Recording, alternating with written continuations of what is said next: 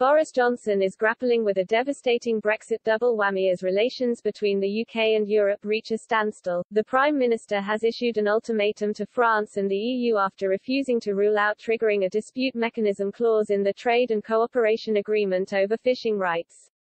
Paris is threatening to block British boats from its ports and tighten checks on vessels if the lack of licenses for small French vessels to fish in British waters is not resolved by Tuesday.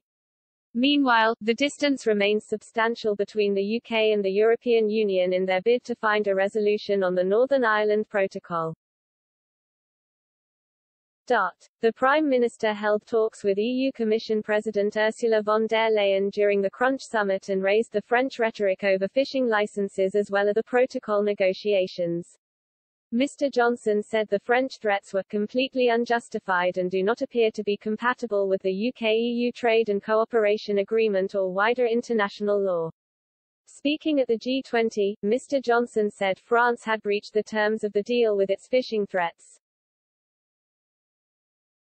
The Prime Minister said he was worried Paris may be about to become in breach, or is already in breach of the free trade deal agreed between the UK and the European Union. This, Mr. Johnson said, left the possibility of escalating the issue on the table.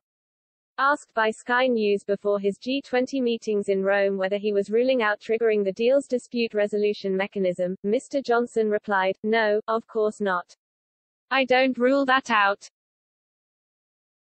The dispute process would see a consultation period started, after which, if there is no solution found, an arbitration panel would be formed with compensation demanded or even the treaty suspended as punishment. But Mr. Johnson left the door open to finding a resolution with French President Emmanuel Macron as he described the UK as being very keen to work with our friends and partners. Last night, Brexit Minister Lord Frost said he was concerned and surprised at comments made by France's Prime Minister Jean Castex to Ms von der Leyen to encourage Brussels to back Paris' position against London.